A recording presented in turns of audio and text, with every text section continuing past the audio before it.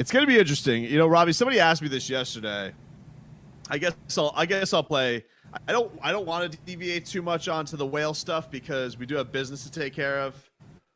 But somebody did ask me, do they think that, you know, losing this series for Giannis, do they think it takes away the Heat's chances of getting Antetokounmpo?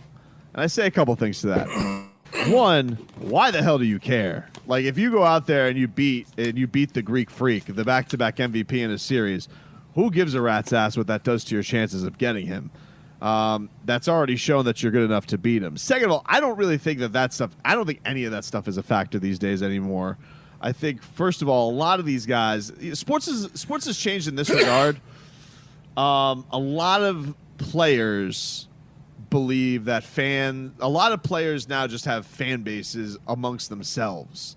So they have this sense of, I'll be loved wherever I go because there are going to be people who just like watching them ball, and they're not just straight up Heat fans, Bucks fans, whatever.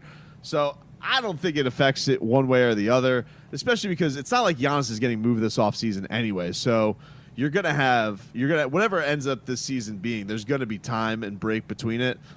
But to me, that stuff's just like, who cares if you think that this is going to affect what your future is with them? If anything, I think it only does it in a positive regard because you're going to be looked upon as a team that made the Eastern Conference Finals with a bunch of people that they didn't know, a bunch of young pieces that nobody knew, and Jimmy Butler, a guy who's been ousted basically from 3 teams because people didn't think he could be the guy. And that's why I just say, like, you know, Pat Riley's going to have his pick of the litter as far as actual Orcas because people are somebody is going to want to come here and be part of this. You think? Yes, I do. I truly do. Dude, well, if that's the case, here's your 3 culprits. Here's your 3 guys. Donovan Mitchell? No. I honestly, dude, I don't think Donovan Mitchell's a culprit. I think he's going to be in Utah for a while. Victor Oladipo's for sure. Bradley Beal for sure. Bradley Beal. But I think Giannis is the kind of guy that will stay in Milwaukee. We'll see, man. I mean, the thing that we always think that, and then, you know, it's his turn to kind of get the media pressure cooker. That's what he's dealing with. That's why he gets like, Giannis, why didn't you play 48 minutes? Giannis, why didn't you guard Jimmy Butler? And you get all that. But it's stupid. Doesn't matter. It's stupid when you throw the stat in. The most anybody played was 36 minutes. Doesn't matter. He's the guy. But he's the face. I can't figure out. When this started, everybody was talking about the bumps he plays with. Yep. Right? Now it's on him. What happened that made that switch? Well, I'd say a couple things. One, his teammates have played pretty well. I mean, you know, if you do look at if you were to go look at the box score and say, look what I got from Middleton these first 2 games after Middleton was struggling bad. Brooke Lopez, right? Eric Bledsoe coming back and played. Eric nice. Bledsoe, yeah.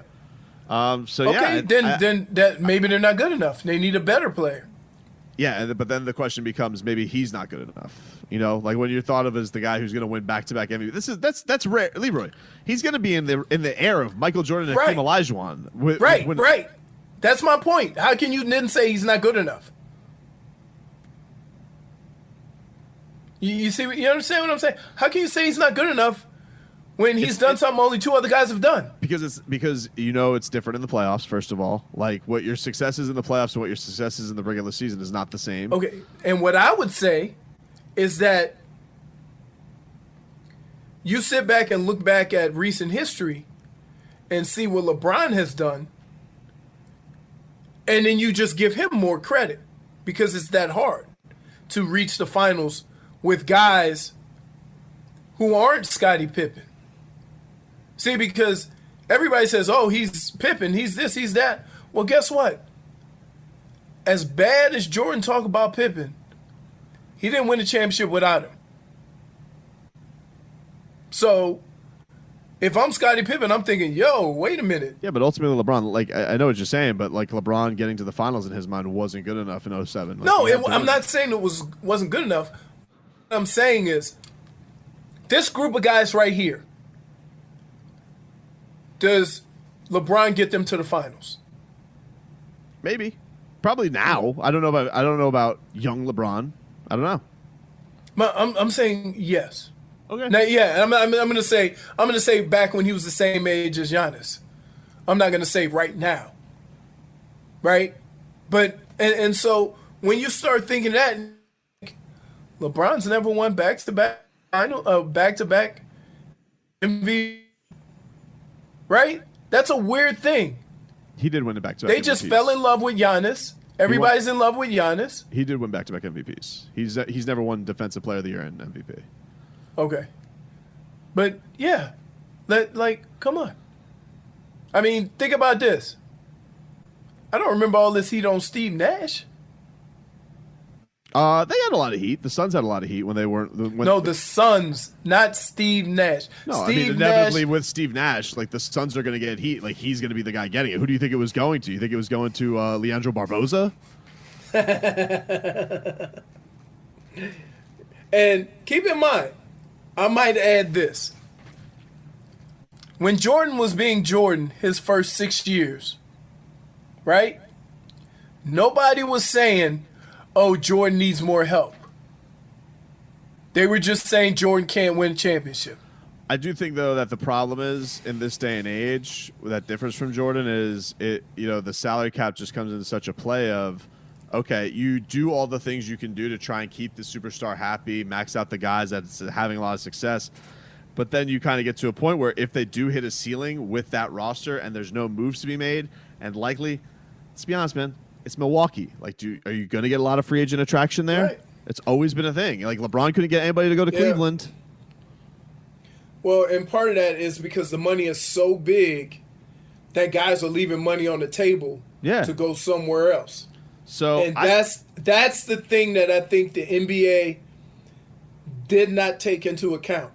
Mm-hmm. That guys are leaving tens and 20s of millions of dollars on the table to go play on a team that's more favorable to them winning championships. Yeah, I think that like all of these guys probably think, I'm going to spend my career in Cleveland. I think everybody ideally wants to do the Duncan, the Kobe, the Wade, where you're with one team for 15 years. I think they all would ideally like to be that. But there is pressure that comes with, hey, legacy, go win championships at any cost. Now, I will say this. D-Wade never got that. Well, yeah, but he won a championship by his third year. No, I know, but I'm just saying, like, it happens. Like, he was fortunate in that at no point in time in his career did we hear that narrative about D-Wade. Nope. And so he was lucky in that aspect that the organization put him in a position to win early, and he took advantage of it. Let's just tell it what it is. He got that moment, and he took advantage of it. Well, I think actually, if anything, Wade almost got the opposite treatment, is that he was almost overlooked when he was still in the prime of his career. Because he hit that mountaintop, there wasn't much to criticize him for. And then when he would get bounced from certain rounds, even if he was playing with a bunch of bums around him, people, what are they going to do? Well, he's already won a championship. He's had one of the greatest finals performances of all time. Right.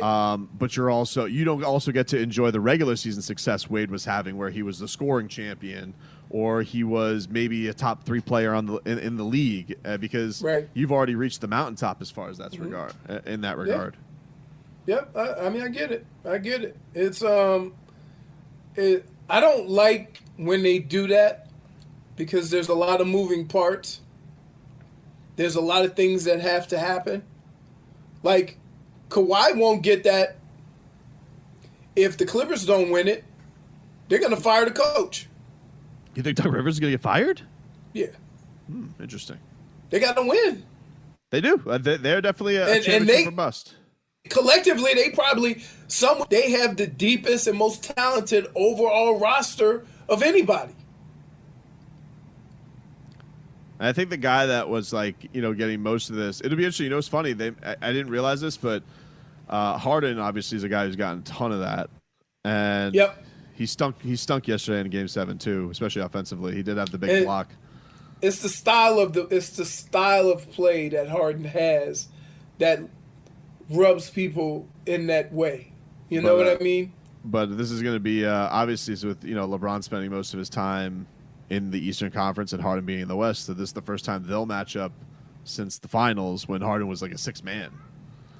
Right. So that'll be interesting with that playoff series coming up. All right, we'll come back. At any point in time, I think LeBron shut Harden down. Maybe. Dude, the Rockets suck, bro. What? They're gonna get smoked. Max 5 games. Oh, here we go. Hot take, Robbie. The Rockets suck, bro. Dude, they had to struggle to get past Chris Paul and Dort. Dude, Dort was lighting him up. Who is this Dort? Undrafted rookie, Arizona State.